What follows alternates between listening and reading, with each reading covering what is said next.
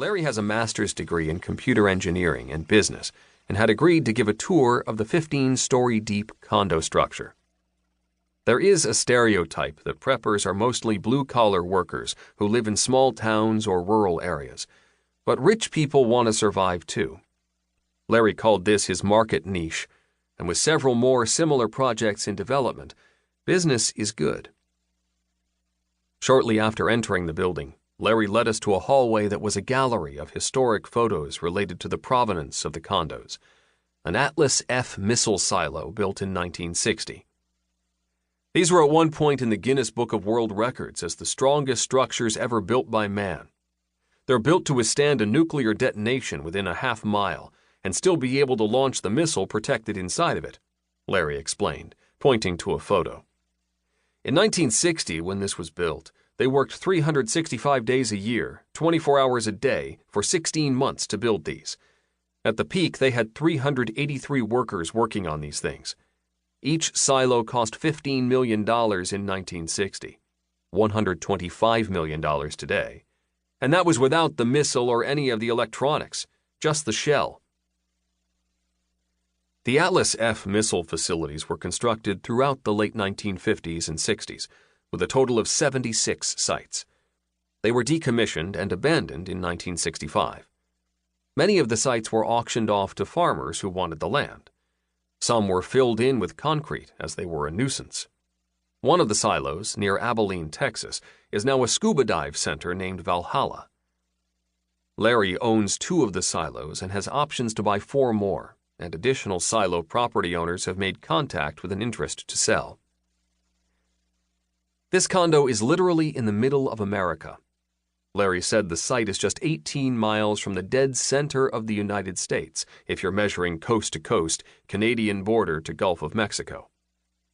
The site is ideal strategically. The Army Corps of Engineers did a study and came up with site selection criteria, including things like proximity to large populations. They didn't want the Soviets to get 2 for 1, where they could kill a lot of people and take out a weapons system, so they had to be far enough away from population centers. Had to be at least 1,000 feet above sea level to prevent flooding.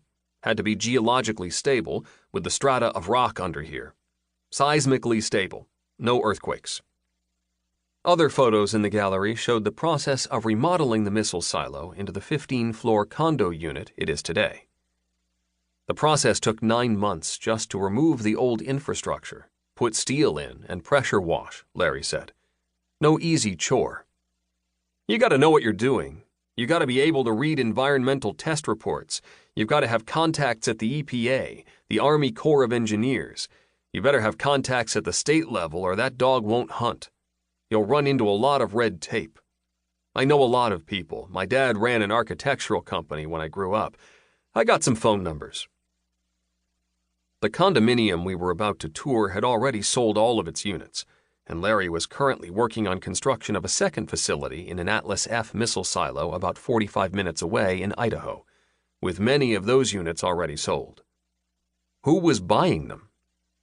Larry needed to keep most info on his clients confidential, but mentioned they were a mix of Hollywood A-listers, professional sports people, international business people, some of the wealthiest people in America. Despite this glitz, he also claimed that among his clients, no one is a blue blood, these are all self-made people. Larry could divulge one of his condo buyers, Nick Halleck, the multi-millionaire adventurer, civilian astronaut, international speaker, wealth strategist, entrepreneur, and author of The Thrillionaire, Make Your Life an Epic and Extraordinary Adventure.